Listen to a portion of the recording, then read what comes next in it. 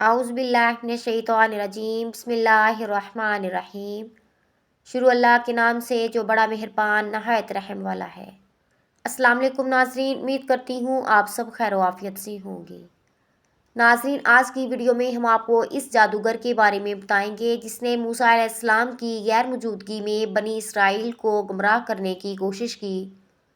جب فرعون غرق ہو گیا تو بنی اسرائیل بڑی مسرت کے ساتھ اس کے بے جان جسم کے پاس سے گزرے، تو انہوں نے دل و جان سے خدا کا شکر ادا کیا کہ اس نے انہیں فرعون کے شر سے رہائی بخشی اور اس سرکش انسان کو اس کی نافرمانی پر سخت سزا دی۔ خداوند عالم نے جب مصر میں طوفان بھیجا تو حضرت موسیٰ علیہ السلام کو حکم دیا کہ تم یوسف علیہ السلام کا مرمری صندوق زمین سے نکال دو، کیونکہ وہ دریائے نیل کے کنارے پر مدفون ہوئے تھے۔ چنانچہ وہ صندوق نکالا گیا اور حضرت موسیٰ علیہ السلام اس کو اپنے ہمراہ شام لے گئے اور ان کو وہیں دفن کر دیا گیا۔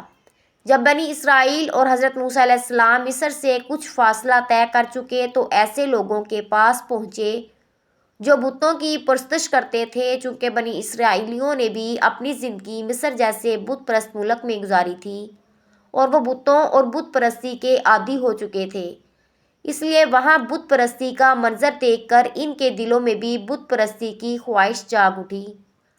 تب انہوں نے حضرت موسیٰ علیہ السلام سے کہا، جس طرح ان لوگوں نے معبود بنا رکھے ہیں، اسی طرح تم بھی ہمارے لیے ایک معبود یعنی ایک بت کا تعین کر دو کہ جس سے ہم پوجا کریں۔ بڑی حیرت کا مقام ہے کہ بنی اسرائیل خدائے بزرگ و برتر اور اس کی نشانیوں کو اتنی جلدی بلا بیٹھے۔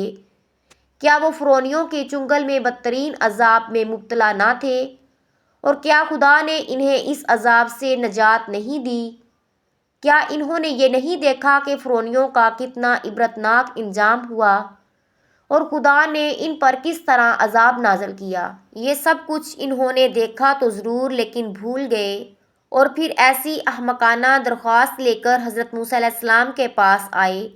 حضرت موسیٰ علیہ السلام نے انہیں لعنت و ملامت کی اور کہا، تم اتنے نادان اور بے عقل لوگ ہو، کیا تم اس خدا سے روگردانی کرنا چاہتے ہو جس نے تم پر اتنے احسان کیے ہیں، اور اس پروردگار کو بھول گئے ہو جس نے تمہیں ذلت اور بدبختی کے گھڑے سے نکال کر خوش بختی کی منزل تک پہنچایا ہے؟ یہی تو سب سے بڑی نادانی ہے کہ کوئی شخص توان اور بزرگ خدا کو چھوڑ دے اور بے جان چیزوں کے سامنے سر جھکائے اور عبودیت کا اظہار کرے۔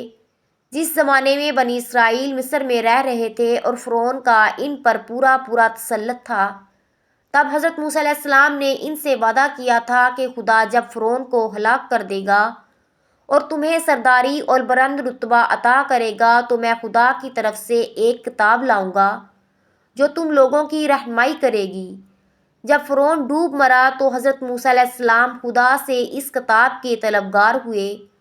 تب خدا کی طرف سے وحی آئی کہ تم اپنے پروردگار سے ملاقات کے لیے کوہ طور پر آؤ، 30 راتیں وہاں گزارو اور پھر اپنے آسمانی قانون کی کتاب حاصل کر لو۔ حضرت موسیٰ علیہ السلام نے اپنے بھائی حضرت ہارون علیہ السلام کو اپنا جانشین مقرر کیا اور قوم سے رخصت ہو کر پروردگار دو عالم سے ملاقات کے مقام پر پہنچے۔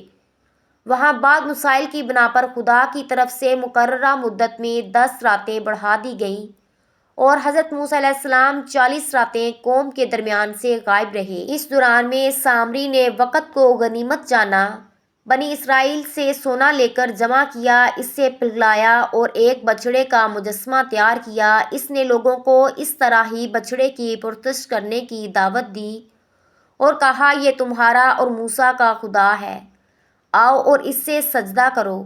ہارون علیہ السلام نے بنی اسرائیل کو بہت سمجھایا، لیکن بے سود انہوں نے بچڑے کو اپنا خدا مان لیا، اس کے آگے سجدے میں گر گئے۔ جب حضرت موسیٰ علیہ السلام کے لیے کوہ طور پر قیام کی مدت ختم ہوئی تو خدا نے انہیں توریت کی تختیاں عنایت کی، نیز انہیں بنی اسرائیل کے انحراف اور بچڑے کی پرستش کے بارے میں بھی بتایا، اطلاع دی۔ تب حضرت موسیٰ علیہ السلام کوہ طور سے لوٹ کر بنی اسرائیل کی طرف آئے تو انہوں نے دور سے ہی خاصا شور سنا۔ یہ ان لوگوں کی آوازیں تھیں جو بچھڑے کے ارد گرد عبادت کر رہے تھے۔